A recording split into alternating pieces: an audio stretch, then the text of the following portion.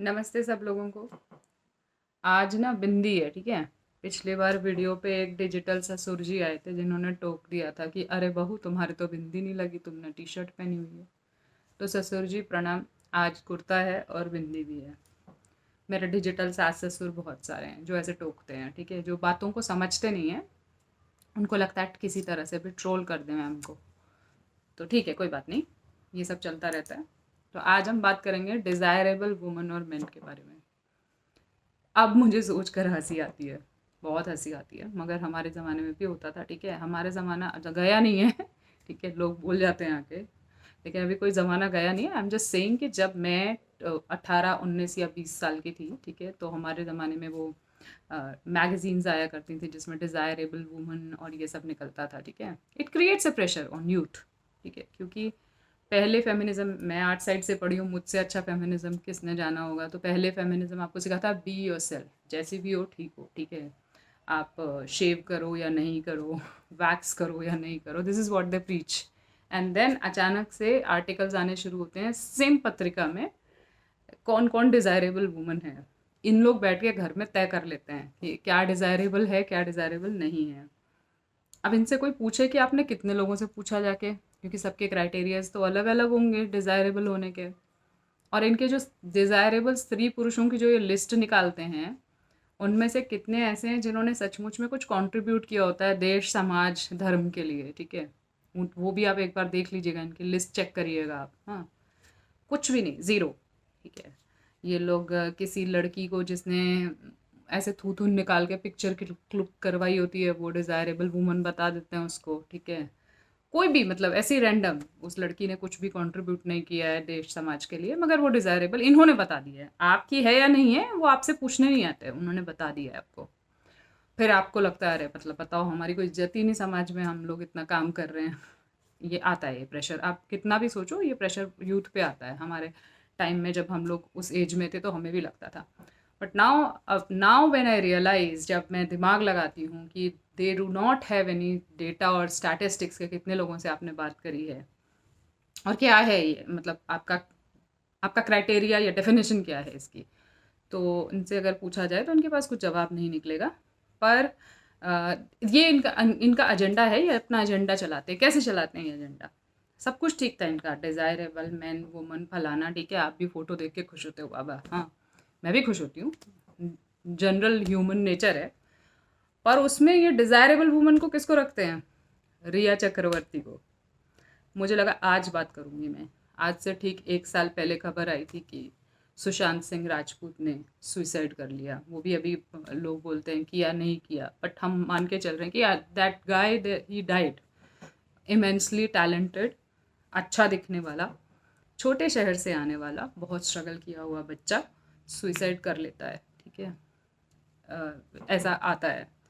और जिस परिस्थिति में वो सुसाइड करता है या जो कुछ भी हमको सुनने समझने में आता है, उसके पीछे एक लड़की होती है जो उसके साथ रह रही होती है, और फिर ड्रग्स और ये सब है।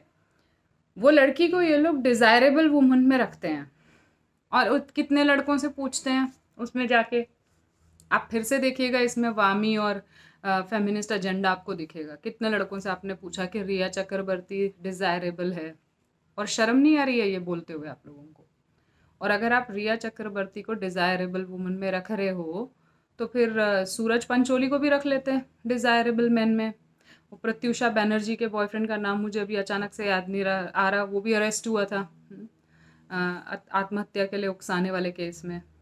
उसको भी रख लेते हैं डिज़ायरेबल मैन में। फिर सबको रखते हैं ना, फिर क्या प्रॉब्लम क्या है?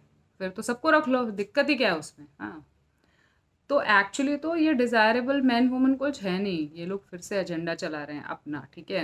इनको लगता है स्त्री कुछ भी करे उसको माफ़ी मिलनी चाहिए कैसे भी। और वो भी ये वाली स्त्री स्पेसिफिकली, कैटेगरी वाली, क्योंकि जब वो अरेस्ट हुई थी तो बड़े रोजेज और रेड और फलाना वाला टी शर्ट पहन के वो गई थी, इनका पूरा एक नेक्सस था, ऐसा नहीं था, वो पूरा प्लान्ड था। और फिर सबने वही स्मैश पेट्रियार्की ट्वीट किया था। तो इसके पीछे बहुत बड़ा धंधा है। कोई डिज़ायरेबल मैन वुमेन ये लोग नहीं है। मेरे को बस ये एक्सपोज करना था स्पेसिफिकली आज के दिन, कि शर्म आनी चाहिए इन लोगों को, और शर्म से चुल्लू भर पानी में एटलीस्ट डूब मरना चाहिए। उसको डिज़ायरेबल वुमन बताते हुए, जिसका ठीक है, हो सकता है पूरी तरह से हाथ ना हो, बट बहुत कुछ हाथ था, हम भी जानते हैं, आप भी जानते हो, ओपन सीक्रेट है, सबको पता है, ठीक है। और कानून ने ऐसे ही अपना काम नहीं कर दिया था। And before you declare her desirable woman, at least ask your readers. Times of India ने निकाला है ये उसको, रिया चक्रवर्ती को डिज़ायरेबल वुमन, ठीक है।